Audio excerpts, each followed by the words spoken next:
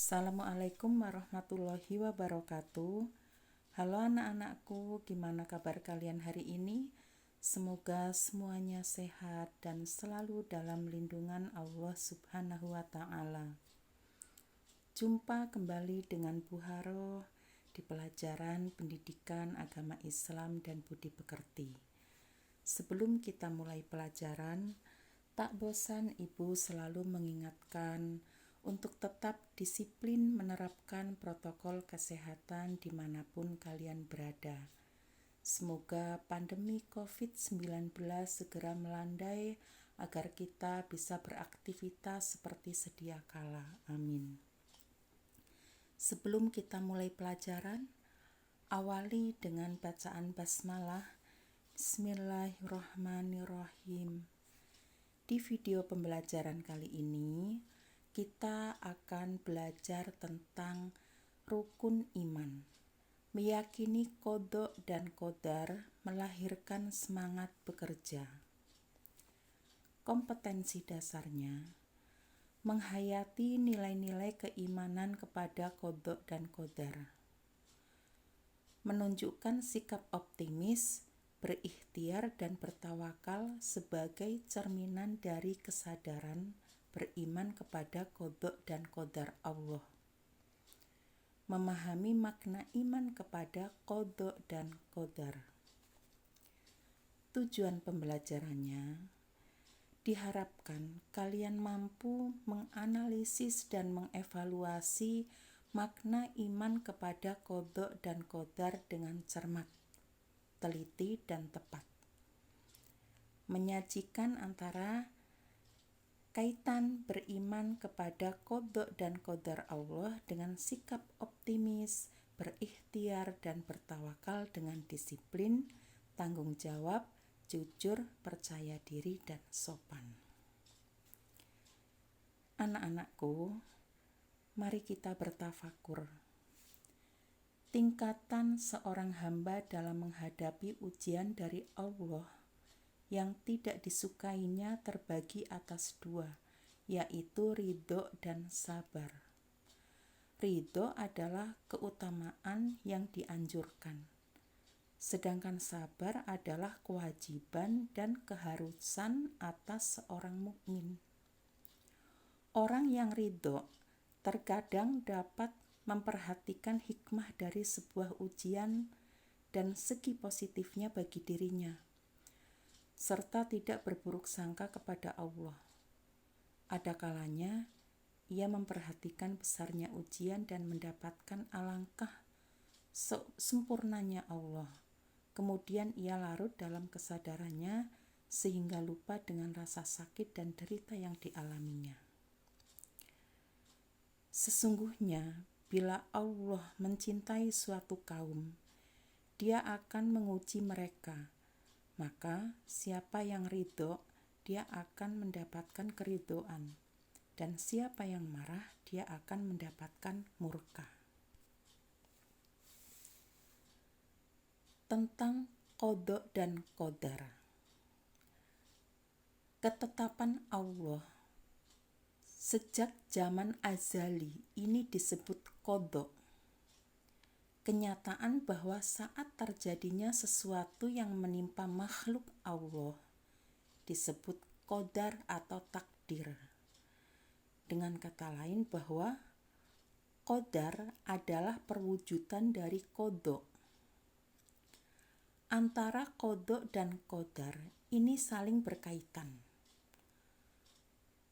Karena qada ini menyangkut ketentuan, hukum atau rencana Allah.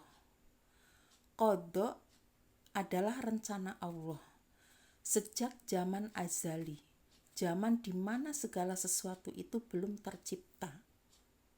Qadar adalah kenyataan dari ketentuan atau hukum Allah. Jadi hubungan antara qada dan qadar ibarat rencana dan perbuatan. Perbuatan Allah berupa qadarnya sesuai dengan ketentuannya.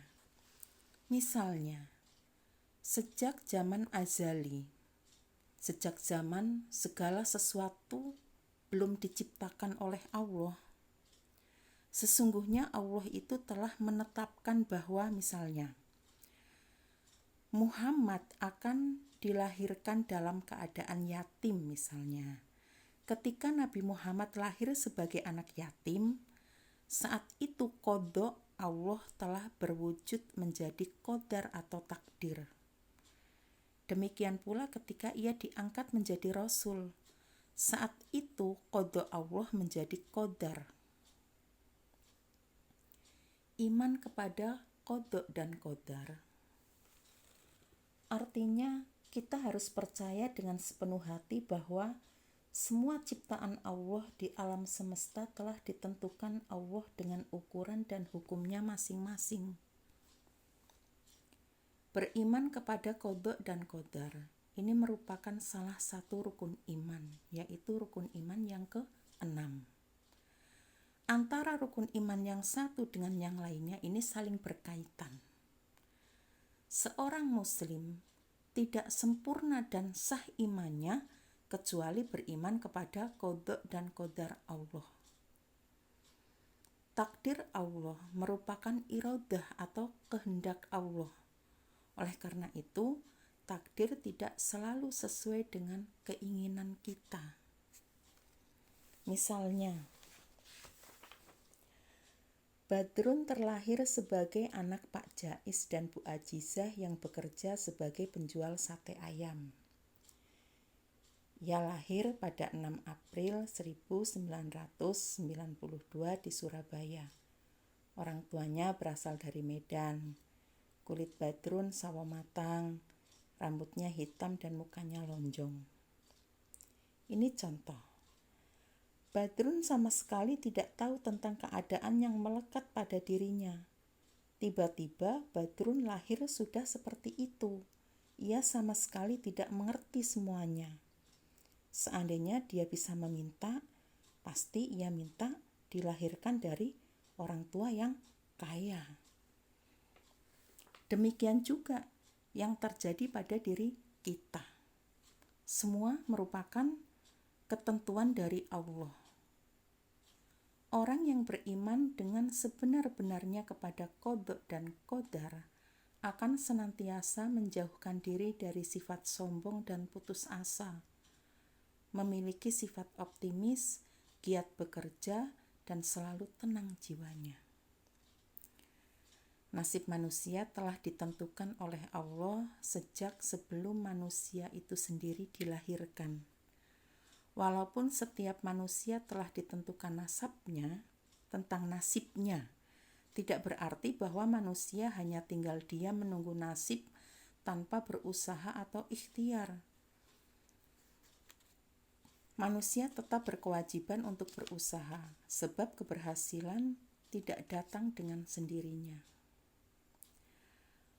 Dalil Al-Quran tentang qada dan qadar. Salah satunya ada di dalam Al-Quran surat Toha ayat 112.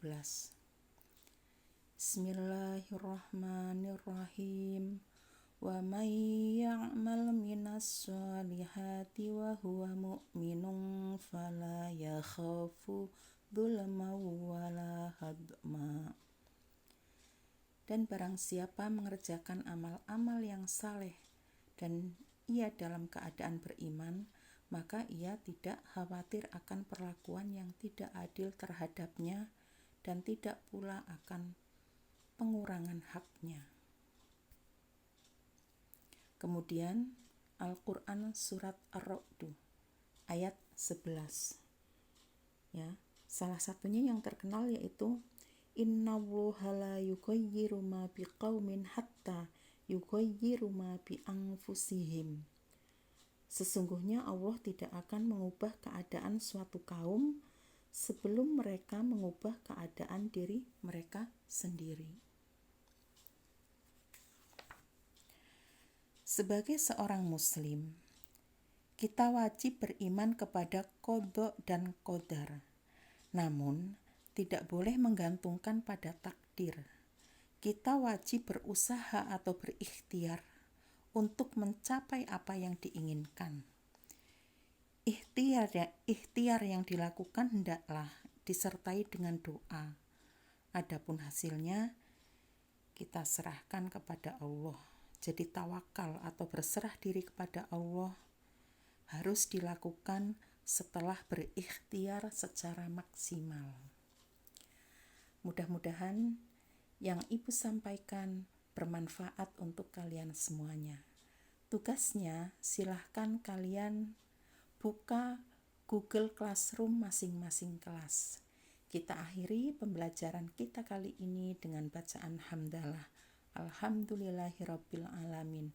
Billahi taufiq wal hidayah. Wassalamualaikum warahmatullahi wabarakatuh.